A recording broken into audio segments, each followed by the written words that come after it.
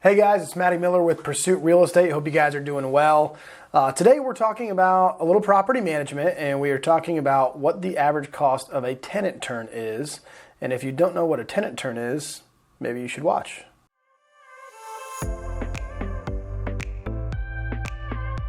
All right, so what is a tenant turn? A tenant turn in the property management business is when you are obviously going, just kind of as it sounds, you are turning from one tenant that you previously had to the next tenant.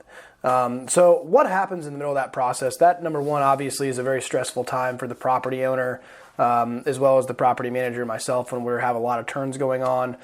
Most of my turns actually end in the summertime because it's easier to find tenants. So that's obviously, that's intentional. So we'll sometimes do shorter leases to make sure that our tenant turns happen in the summertime to make them easier to fill.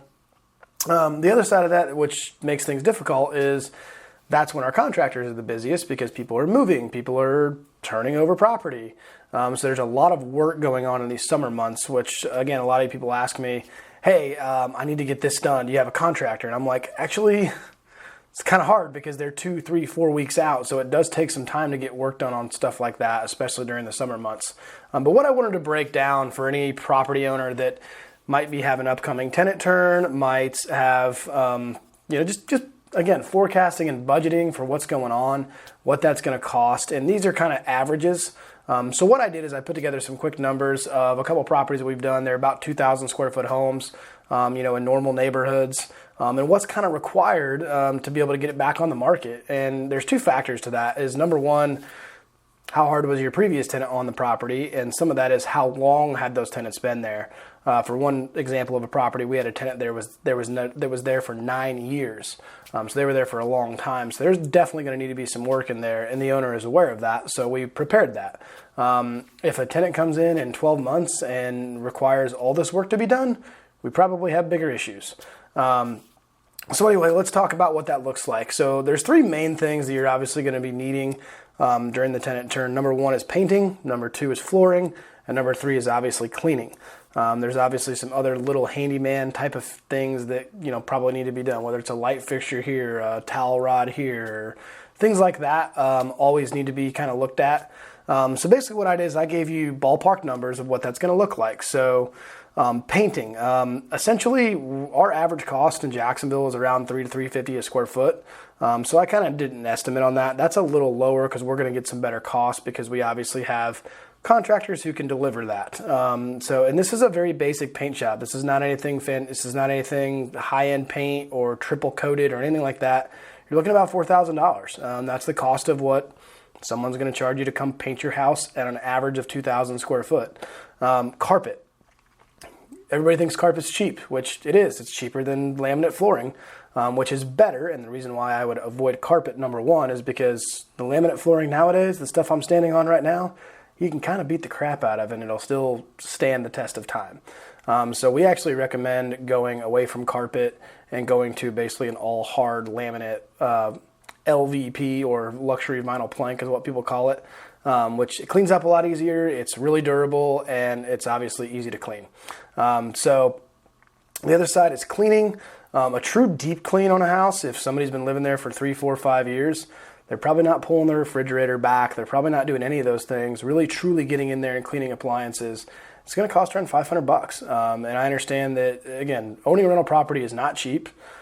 Turning it costs money, but you're going to obviously get a new tenant in there after getting all this work done. And most of the time, most of these properties will need that work.